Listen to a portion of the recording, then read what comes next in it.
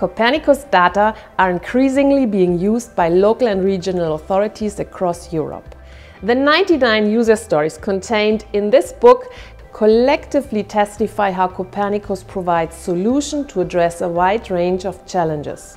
There are many portraits showing how the system contributes to modernizing the public sector and deliver more efficient public services.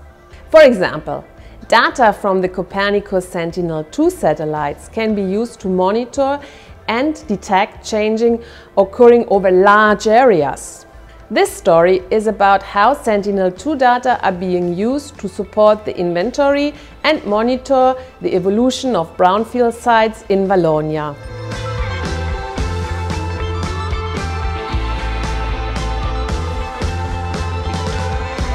Christophe Razumny, donc je travaille à la direction de l'aménagement et territoire du service public de Wallonie. Nous gérons l'inventaire des sites réaménagés, qui sont les sites d'activité désaffectés, donc les anciens sites abandonnés, que ce soit des sites industriels, mais également des anciens sites publics, enfin, tous les friches urbaines par exemple.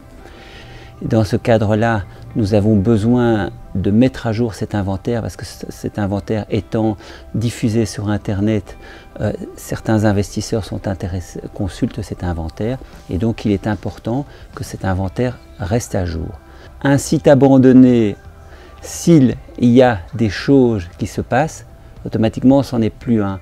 Et donc du coup, il est intéressant à ce moment-là pour nous d'aller le visiter pour voir si il n'y a pas nécessité de le retirer de l'inventaire. Actuellement, cette base de données est mise à jour par visite de terrain d'agents qui vont sur le terrain et c'est extrêmement consommateur en temps et en argent.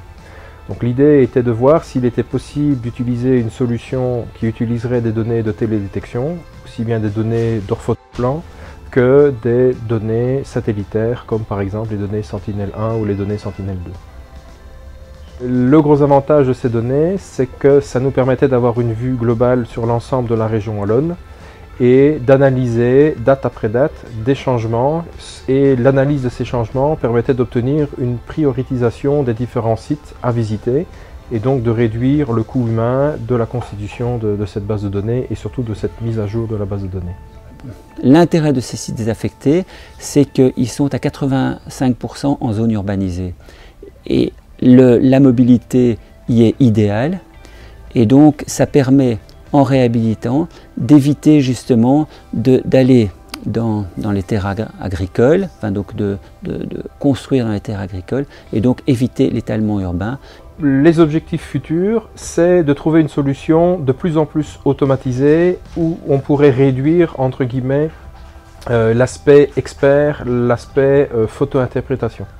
Donc l'idée qu'on a, c'est de pouvoir mettre en place un système équivalent à un service où, de façon automatique, tous les mois ou tous les 2 mois, le service de la région wallonne pourrait recevoir une liste des sites prioritaires à visiter. This was just one of the examples of the Copernicus for Regions collection, but there are many others and we invite you to have a read of the many Copernicus user stories presented in this publication.